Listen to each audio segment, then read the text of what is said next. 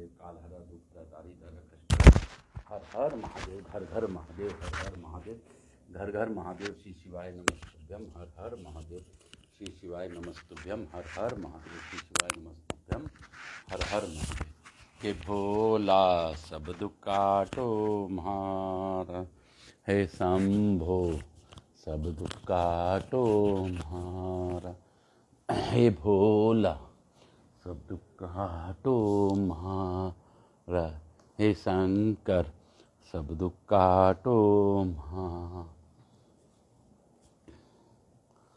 आज दिनांक 18 अक्टूबर 2023, शुभ दिन, शुभवार, बुधवार। आज गणपति गणेश जी का दिन है। वैसे तो सभी देवी देवताओं का ही दिन है, तो लेकिन फिर भी हर दिन महादेव का दिन ही है।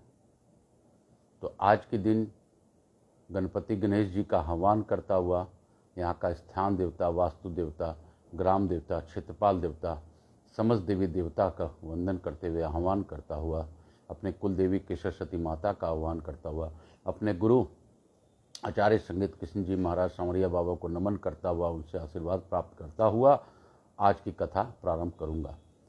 मेरे भोलेनाथ की दया है, नहीं भोलेनाथ आप ही मुझसे यह कथा करवा लें, कर लें। आप मेरा माध्यम है, मैं दिखाई दे रहा हूँ, लेकिन वास्तविकता में आप ही हैं। हे महादेव, सभी का कल्याण हो, ऐसी कृपा बनाए रखें। मैं आकाश राजगढ़िया बंसल गोत्रोत्पन्न उमा शंकर नारायणी देवी राजगढ़िया का पुत्र आप सबको वंदन करते हुए, थोड़ा सा नाम जाप करते हुए आज की कथा को प्रारंभ करूँगा। श्री शिवाय नमस्तुभ्यम हर हर महादेव। श्री शिवाय नमस्तुभ्यम हर हर महादेव। घर घर महादेव हर हर महादेव। घर घर महादेव हर हर महादेव। शिव काशी काशी काशी शिव काशी। मोक्ष नगरी काशी की जय। मोक्ष नगरी काशी की जय। काशी की जय।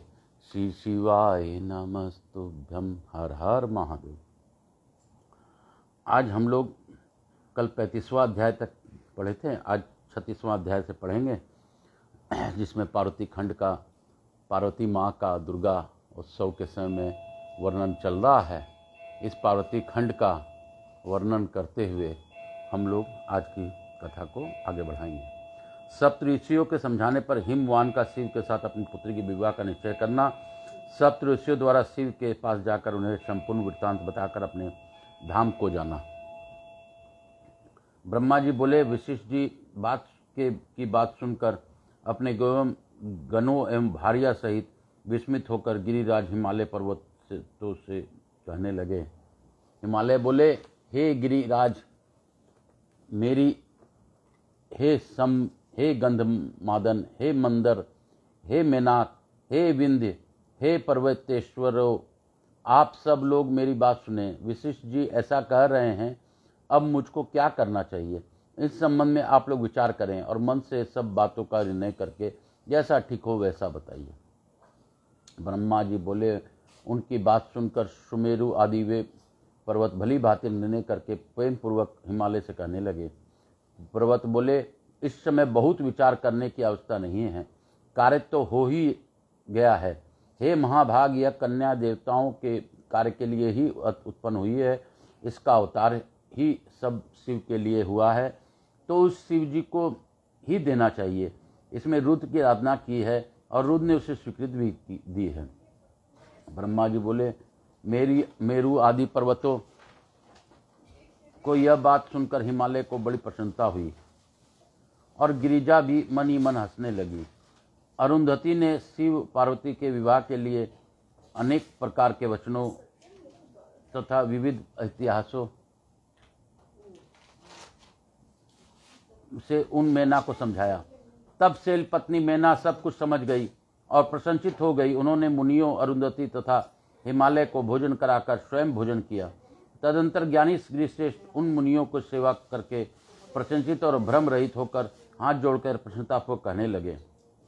हिमालय बोले, हे महाभगवान सप्तऋषिगण, आप लोग मेरी बात सुनिए।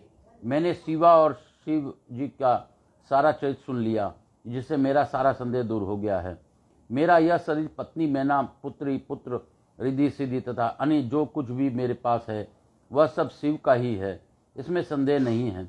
ब्रह्मा जी बोले, उन्होंने इस प्रकार कहकर उस पुत्री की ओर आदरपूर्वक देखकर उसके अंगों को अलंकारों से सुसज्जित कर उसे ऋषियों को गोद में बिठा दिया। तदनंतर शैलराज ने पुनः प्रेम से ऋषियों से कहा, मुझे शंकर का यह भाग उन्हें अवश्य देना है, ऐसा मैंने निश्चय किया है। ऋषि बोले, हे गिरे, भगवान शंकर ग्रहिता होने के कारण भिक्षुक हैं, आप कन्यादान देने के कारण दाता हैं और देवी पार्वती भिक्षा हैं।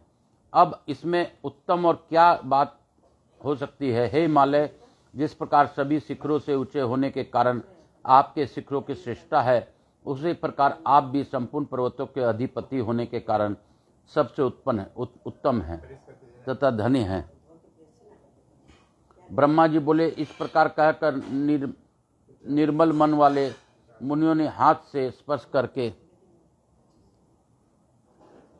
कन्या को आशीर्वाद दिया कि शिव को सुख देने वाले बनो, तुम्हारा कल्याण हो। जिस प्रकार शुक्ल पक्ष का चंद्रमा बढ़ता है, उसी प्रकार तुम्हारा गुणों की वृद्धि हो। इस प्रकार कहकर उन सभी मुनियों ने प्रसन्नतापूर्वक हिमालय को आशीर्वाद रूप में फूल तथा फल अर्पित करके विश्वास उत्पन्न कराया। परम पवित्र सुमुखी अरुंधति ने शिव जी के गुणों से मैना को प्रलोभित किया। तदंतर हिमालय ने दाढ़ी में दरिद्रता तथा कुमकुम से मार्जन किया और हरिद्रा तथा कुमकुम से मार्जन किया और लोकाचार पूर्वक सारा मंगल किया। तदंतर चौथे दिन शुभ लगन का निश्चय कर परस्पर संतुष्ट हो वे मुनिगण शिव जी के पास गए। वहां जाकर शिव जी को प्रणाम कर उनके सूक्तों से उनके स्तुति कर वे वशिष्ठ आदि सभी मुनि कहने लगे। ऋषि बोले, हे देवदेव, हे महादेव, हे परमेश्वर, हे महाप्रभु, आपके सेवक हम लोगों ने जो किया है उस बात को प्रेम से सुनिए। हे महसान, हम लोगों ने इतिहास पूर्वक अनेक प्रकार के उत्तम वचनों से पर्वतराज हिमालय तथा मैना को बहुत समझाया, जिससे वे समझ गए। अब उन्हें संदेह नहीं रहा। गिरीन्द्र ने वाग्न दान देकर प्रतिज्ञा की है कि यह पर्वती आपकी ही है। अब आप अपने गणों तथा देवताओं को लेकर विवाह के लिए चलिए। हे महादेव, हे प्रभु, आप सिद्ध ही विवाह के लिए हिमालय के घर चलिए तथा संतान उत्पादन के लिए रीति की अनुसार पार्वती से विवाह कीजिए। ब्रह्मा जी बोले, उनकी यह बात सुनकर शिव जी प्रसन्नचित्त हो गए और लोकाचार में तत्पर होकर हंसते हुए इस प्रकार करने लगे। महेश बोले, हे महाभाग, मैंने तो विवाह न देखा है और न सुना है। आप लोग ये जैसा विधि देखें सुने हैं उसे बताइए। ब्रह्मा जी बोले, शिव जी के लौकिक शुभ वचन को सुनकर वे देवदेव सदाशिव से हंसते हुए कहने लगे। ऋषि बोले, हे प्रभु, आप समाज सहित विष्णु को विशेष रूप से सिद्ध बुलाकर पुत्र सहित ब्रह्मा जी, इंद्रदेव, सभी ऋषि, यज्ञ, यक्ष, गंधर्व, किन्नर, सिद्ध, विद्याधर, अप्सरा, इन सब को तथा अन्य लोगों को आदरपूर्वक यहाँ बुलाइए। वे सब आपका कार्य सिद्ध करेंगे, इसमें संदेह नहीं है। ब्रह्मा जी बोले, ऐसा कहकर उनकी आज्ञा लेकर वे सभी सप्तऋषि शिव जी के महिमा का वर्णन करते हुए प्रस्तावपूर्वक अपने स्थान को चले गए। इस प्रकार श्री शिव महापुराण के अंतर्गत द्वितीय रोहित संहिता के तृतीय पार्वती खंड में सप्तऋषि वर्षन नामक 36वां अध्याय पूर्ण हुआ। बोलो शंकर भगवान की जय, बोलो मेरे महादेव की जय। शिव काशी काशी काशी शिव काशी, जो बोले काशी उसका बेड़ा पार हो। शिव काशी काशी काशी शिव काशी, जो बोले काशी काशी उसका बेड़ा पार हो। हर हर महादेव, हर हर महादेव, घर घर महादेव, हर हर महादेव, हर हर महादेव, घर घर महादेव। अर्थ 37वां अध्याय यानी कि 37वां अध्याय। हिमालय द्वारा विवाह के लिए लग्न पत्रिका प्रेषण, विवाह की सामग्रियों की तैयारी तथा अनेक पर्वतों एवं नदियों का दिव्य रूप से ये सब परिवार हिमालय के घर आगमन। नारद जी बोले, हे तात, हे महाप्राज्ञ, हे प्रभो, अब आप कृपा कर मुझे यह बताइए कि उन सप्तऋषियों के चले जाने के बाद हिमालय ने क्या किया। ब्रह्मा जी बोले, हे मुनीश्वर, अरुंधति सहित उन सप्तऋषियों के चले जाने पर हिमालय ने जो किया उसे मैं आपसे कह रहा हूं। उसके बाद महामनस्वी गिरिराज हिमालय प्रिय पुत्रों सहित अपने मेरु आदि बंधुओं को बुलाकर बड़े प्रसन्न हुए। उनसे आज्ञा लेने के बाद हिमालय ने प्रीतिपूर्वक अपने पुरोहित गर्ग जी से लग्न पत्रिका लिखवाई और उन्होंने प्रसन्न मन से अपने सेवकों से अनेक प्रकार के सामग्रियों तथा उस लग्न पत्रिका को बड़े प्रेम से शिव जी के पास भिजवाया। उन लोगों ने कैलाश पर शिव जी के समीप जाकर उनको तिलक लगाकर वह पत्रिका उन्हें प्रदान की। भगवान सदाशिव ने उन लोगों का विशेष रूप से यथोचित सम्मान किया और प्रसन्नतापूर्वक सभी लोग हिमालय के पास लौट आए। हिमालय भी शिव जी के द्वारा विशेष रूप से सम्मानित हुए। हर्षित लोगों को देखकर ही मन अत्यंत प्रसन्न हो गए। तत्पश्चात उन्होंने भी अनेक देशों में रहने वाले अपने संबंधियों को बड़े प्रेम के साथ सुखदायक निमंत्रण भेजा। उसके बाद उन्होंने आदर से उत्तम अन्न तथा विवाह के लिए अनेक प्रकार के उपयोगी सामग्री अर्पित की। उन्होंने चावल, चिवड़ा, गुड़, सकरा तथा नमक का पहाड़ लगवा दिया। दूध, घी, दही की बापी बनवाकर उन्होंने जौ आदि का आटा, लड्डू, पूड़ी, स्वास्तिक, सकरा का प्रभुत संग्रह करवाया और अमृत के समान स्वादिष्ट इच्छू रस की वापी बनवा दी तथा मक्खन, आशुओं का समूह एवं महास्वादिष्ट पकवानों एवं रसों का ढेर लगवा दिया। शिव जी के गणों तथा देवताओं के लिए हितकारक अनेक प्रकार के व्यंजन वस्तुएं तथा अग्नि में से पवित्र किए गए अनेक प्रकार के बहुमूल्य वस्त्र, नाना प्रकार की मनिया, रत्न, सुवर्ष तथा चांदी, इन द्रव्यों को तथा अन्य वस्तुओं को विधि पूर्वक एकत्रित करके गिरिराज ने मंगलदायक दिन में मंगलाचार प्रारंभ किया। पर्वतों की स्त्रियां पार्वती का संस्कार करने लगी। वे स्वयं अनेक प्रकार के आभूषणों से सुसज्जित होकर प्रसन्नतापूर्वक मंगलाचार करने लगी। नगर में रहने वाले द्विज स्त्रियां भी प्रसन्न होकर उत्सव तथा मंगलाचार के साथ अनेक प्रकार के लोकाचार करने लगी। हिमालय भी प्रसन्नचित होकर प्रेम के साथ समस्त मंगलाचार बंधु वर्गों के आने की प्रतीक्षा करने लगे। इस बीच निमंत्रण उनके सभी बंधव अपने स्त्रियों, पुत्रों तथा सेवकों सहित प्रसन्नतापूर्वक वहां आ गए। हे देवऋषि, अब उन पर्वतों के आगमन आदर पूर्वक सुनिए। मैं शिव जी के प्रति बढ़ाने के लिए संक्षेप में इसका वर्णन कर रहा हूं। सबसे पहले सर्वश्रेष्ठ तथा श्रीमान देवालय नामक पर्वत सुंदर वेश से अलंकृत होकर दिव्य रूप धारण कर अनेक प्रकार के रत्नों से दीप्तिमान अपने समाज तथा कुटुंब के साथ अनेक मणियों तथा बहुमूल्य रत्नों के लेकर हिमालय के यहाँ पहुंचे। संपूर्ण शोभा से संयुक्त मंद्राचल अनेक प्रकार के उत्तम उपहारों को लेकर अपनी स्त्री तथा पुत्रों सहित हिमालय के पास गए। उदार बुद्धि वाले तथा दिव्य आत्मा अस्ताचल पर्वत भी महान शोभा से युक्त हो विविध प्रकार के भेंट सामग्री लेकर प्रसन्नतापूर्वक हिमालय के निकट आए। उसी प्रकार हर्षोल्लास से सम्मानित उदयांचल भी सभी प्रकार के उत्तम रत्न तथा मणियों को लेकर अत्युत्तम परिवार के साथ आए।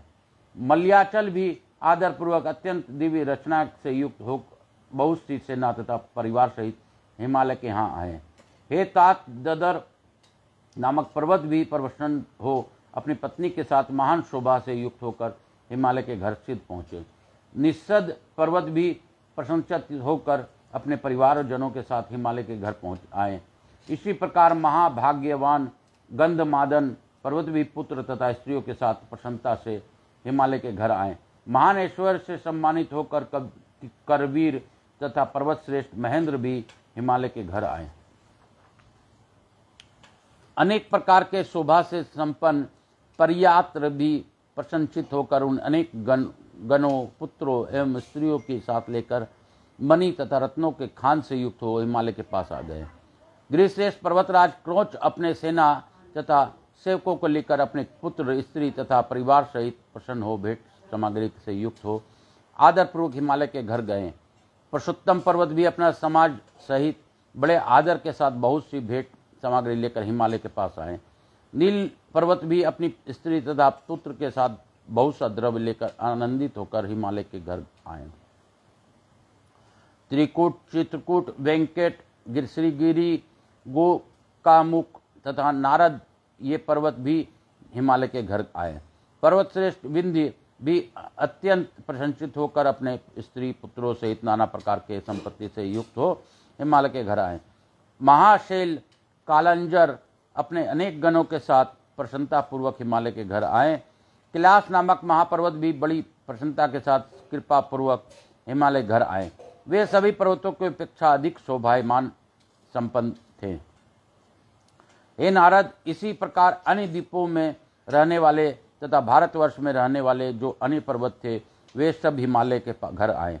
हे मुने, हिमालय ने जिन पर्वतों को पहले ही प्रेम से आमंत्रित किया था वे सभी यह सोचकर कि यह शिव शिवा का विवाह है प्रसन्नतापूर्वक वहाँ आए। शिव शिवा विवाह हो रहा है यह जानकर उस समय सोनभद्र आदि सभी नद उनके शोभा से युक्त होकर बड़ी प्रसन्नता के साथ वहाँ आए।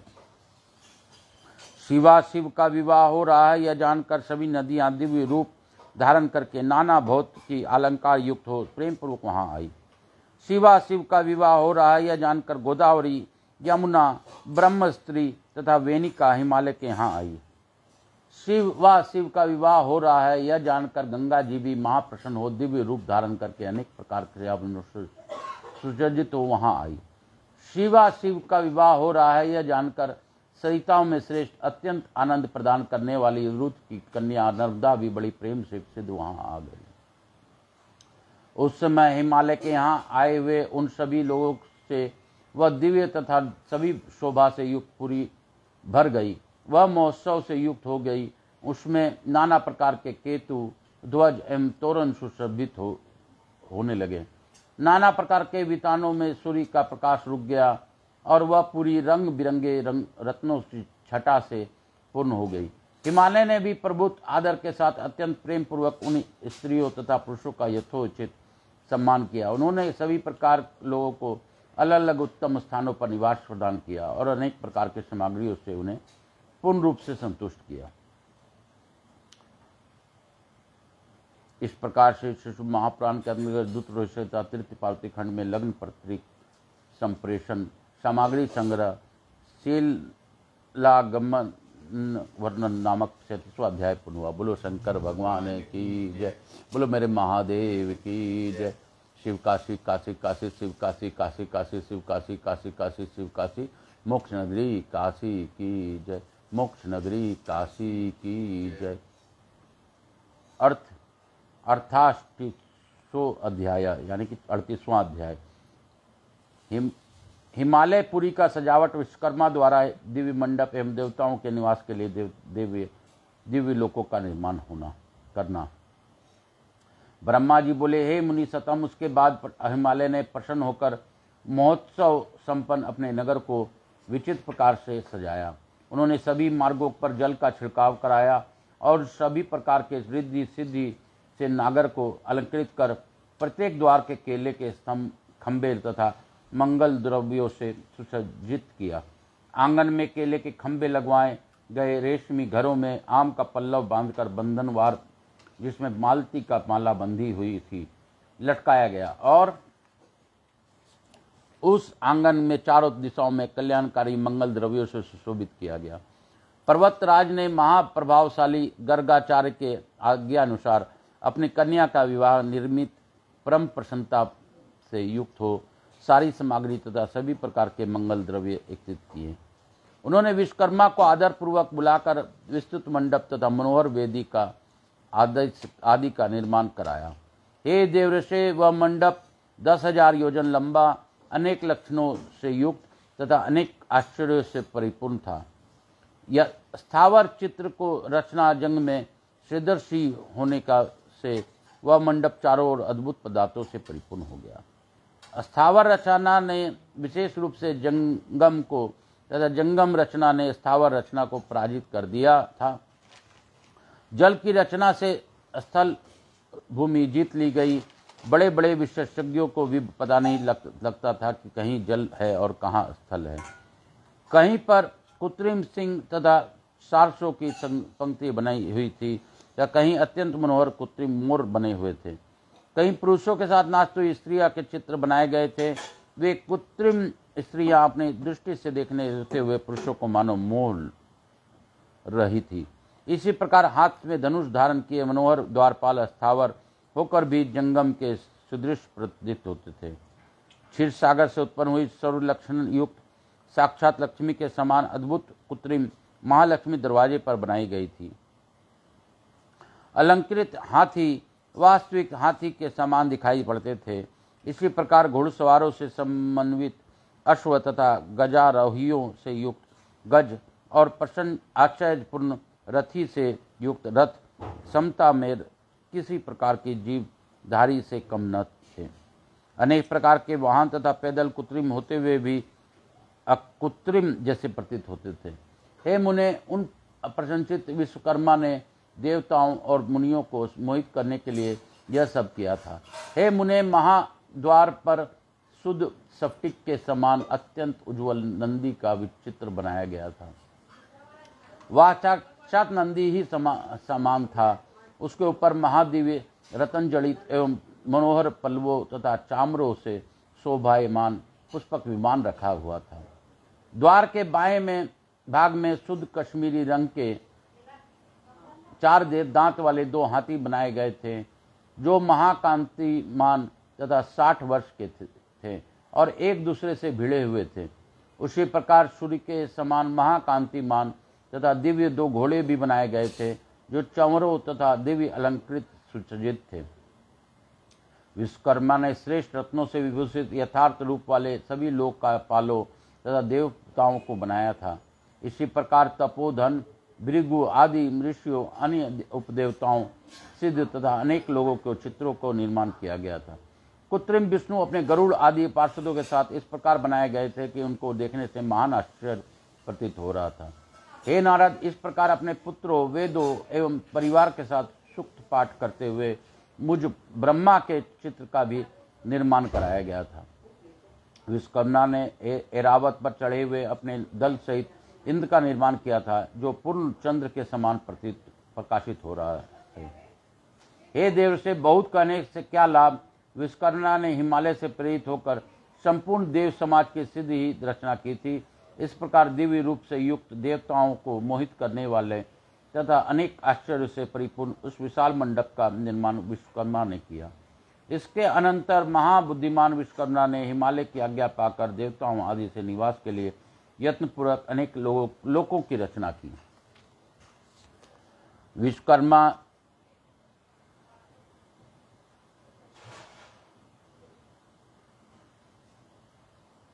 विश्वकर्मा ने देवताओं के सुख देने वाले अत्यधिक प्रभाव वाले परम आश्चर्यकारक या दिव्य मंचों का भी निर्माण किया। उन्होंने ब्रह्मा के निवास के क्षण भर में परम दीप्ति के से युक्त अद्भुत सत्यलोक की रचना कर डाली। उसी प्रकार उन्होंने विष्णु के लिए वैकुंठ नामक स्थान क्षण मात्र में बनाया, जो अति ज्वल दिव्य तथा नाना प्रकार के आश्चर्य से युक्त था। उन विश्वकर्मा ने संपूर्ण ऐश्वर्य से युक्त अत्यंत अद्भुत दिव्य तथा उत्तम इंद्र भवन का निर्माण किया।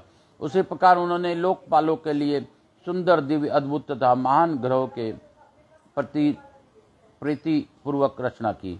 उन्होंने अन्य देवताओं के लिए क्रमशः विचित्र ग्रहों की रचना की। शिव जी से वर प्राप्त करने के कारण महाबुद्धिमान विश्वकर्मा ने क्षण भर में शिव जी की प्रसन्नता के लिए सारे स्थान का निर्माण किया। उन्होंने शिवलोक में रहने वाले परम उज्ज्वल महान प्रभाव वाले श्रेष्ठ देवताओं से पूजित किरीश के चिन्हों से युक्त तथा शोभाए संपन्न शिव ग्रह का निर्माण किया। उन विश्वकर्मा ने शिव जी से प्रसन्नता के लिए इस प्रकार की विचित्र परम आश्चर्य से युक्त तथा परमोज्ज्वल रचना की थी। इस प्रकार यह सारा लौकिक व्यवहार करके वे हिमालय अत्यंत प्रेम से शिव के आगमन की प्रतीक्षा करने लगे। हे देव, से मैंने हिमालय के आनंददायक वृत्तांत पूर्ण रूप से कह दिया। अब आप और क्या सुनना चाहते हैं। इति श्री शिव महापुराणे द्वितीय आरुष संहिता तृतीय पार्वती खंडे मंडप